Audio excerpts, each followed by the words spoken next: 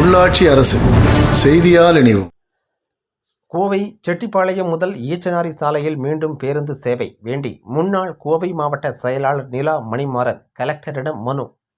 கோவை மாவட்ட ஆட்சியர் தலைமையில் வாரந்தோறும் நடைபெறும் மக்கள் குறைதீர்க்கும் கூட்டம் இன்று நடைபெற்றது. இதில் கோவை மாவட்ட முன்னாள் செயலாளர் நிலா மாறன் மனு ஒன்றை வழங்கினார்.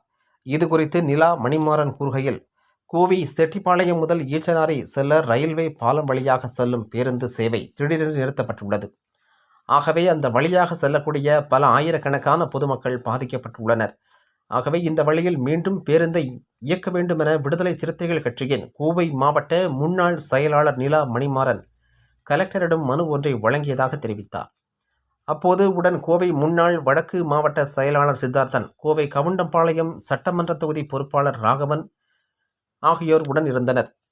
மேலும் இவருடன் மேட்டுப்பாளையம் முத்து ஆகியோரும் உடன் இருந்தனர். நிலா மணிமாறன், கோவை மாவட்டம் மாவட்ட செயலாளர். போத்தனூரிலிருந்து செட்டிப்பாளையம் செல்லும் வழியில் வலதுபுறத்தில் ரயில்வே ட்ராக் இருக்கிறது. அது ஈச்சனாரி சாலை என்று சொல்வோம். அந்த பகுதியில் ஏற்கனவே பஸ் வசதி இருந்துள்ளது. அங்கு அதிகமான மக்கள் வசித்து கொண்டிருக்கிறார்கள். அதுவும் இல்லாமல் நிறைய கடைகளும் உள்ளன. அங்கு புகழ்பெற்ற சாய்பாபா கோவிலும் உள்ளது.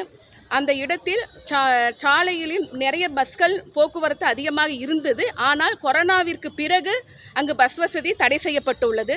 இன்று அங்கு இருக்கக்கூடிய மக்கள் பஸ் வசதி இல்லாமல் மிகவும் சிரமத்தில் உள்ளார்கள் என்று எனக்கு மனு அளித்துள்ளார்கள். அந்த அடிப்படையில் இன்றைக்கு மாவட்ட ஆட்சியாளர் அவர்களை சந்தித்து மனு கொடுத்துள்ளேன். அவர் மாவட்ட ஆட்சியாளர் அவர்கள் நடவடிக்கை எடுக்கிறேன் என்று உறுதி கூறியுள்ளார்.